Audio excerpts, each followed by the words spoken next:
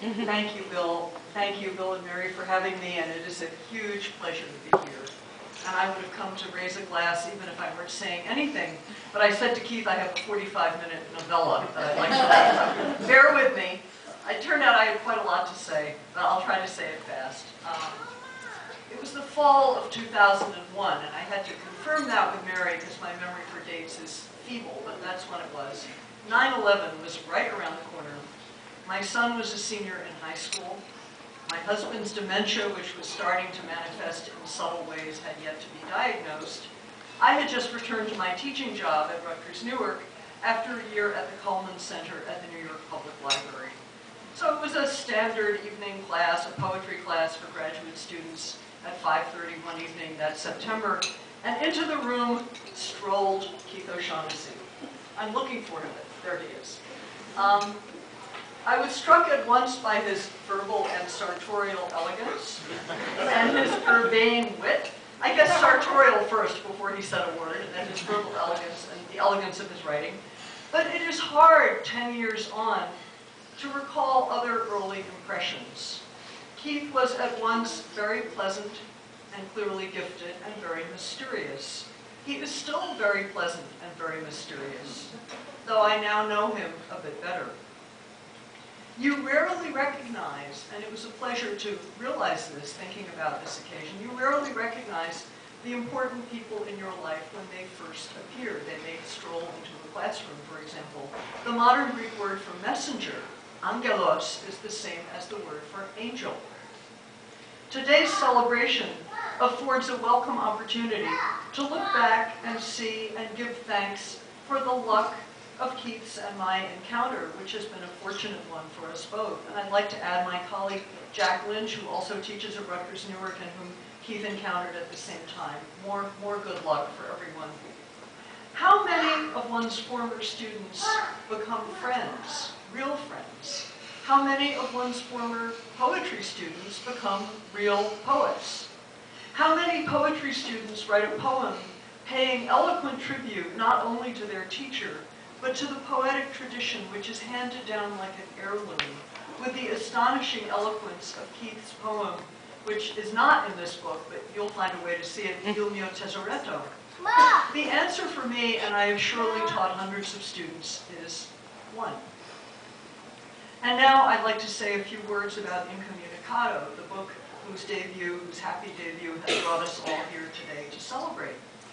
One way that I enter the world of this really remarkable, unique collection is through one of my favorite poems by Wallace Stevens, not Stevens' best-known poem, I would say, a poem called Esthétique du Mal. And I first, as a returning graduate student at Princeton, I lived abroad and wasted my time in various ways, and I studied Stevens with Professor Clarence Brown at Princeton in the late 70s or early 80s. And I'll just read you a few lines from Esthétique du Mal by Stevens. He was at Naples, writing letters home, and between his letters, reading paragraphs on the sublime. Vesuvius had groaned for a month. It was pleasant to be sitting there, while the sultriest fulgurations flickering cast corners in the glass. And I'm skipping a little. It was almost time for lunch. Pain is human. There were roses in the cool cafe. His book made sure of the most correct catastrophe. We have in Keith's book as well a tourist, a stranger, sitting at a table writing letters home or somewhere. In place of Naples, we have Mexico or somewhere. There is no plot in Keith's book any more than there is in Stevens' poem. Furthermore, despite many touches of local color, references to fiestas, plazas, flamencos, bullfights, tequila, and so on, touches repeated and patterned till they have a mesmerizing thematic force, Incommunicado is not really set in a carnivalesque, that is, a flashy world at all. One of the publishers who rejected carnivalesque when Keith began to send it out said, "I don't like Mexican stuff." But Keith really doesn't like Mexican stuff either. He missed the point.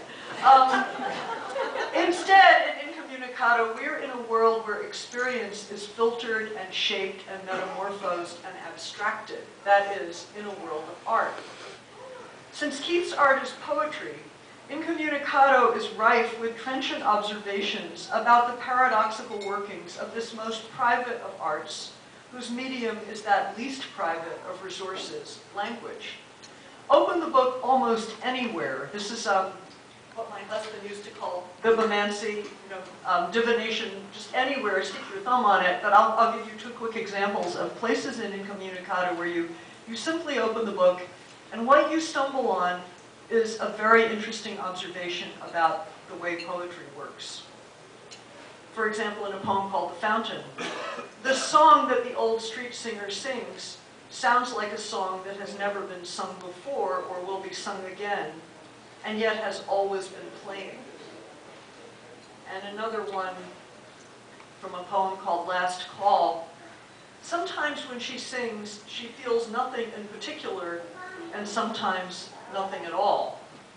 It is then that unconscious, she senses how dead airs in blank space make the music of unbreakable silence.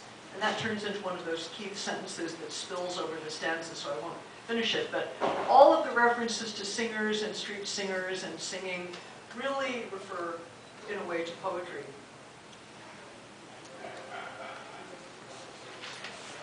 Don't worry, I'm almost done, so you get to hear Keith.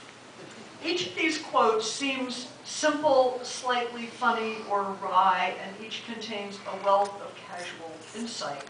And you can lose yourself in the patterning of these insights, if that's what you want to do. In order to achieve this pristine space and speak with such authority, Keith has done what is worth noting. He has abjured many of the devices and manners that a lot of contemporary poetry depends on. Its anecdotal, informal, chatty, prosy, autobiographical habits. Most contemporary poetry is going to be in the first person singular and tell you what the poet had for breakfast. There are exceptions, but Keith has foregone this completely, and therefore the life that went into this poetic machine has created something that emerges really amazingly transformed. And I will finally say that every time I pick this book up, and I should be quite familiar with it, it reads newer and somehow stranger and bigger than it was before, and that doesn't happen every day of the week either. So we're very fortunate to be in the presence of this poet. And let me introduce Keith O'Shaughnessy.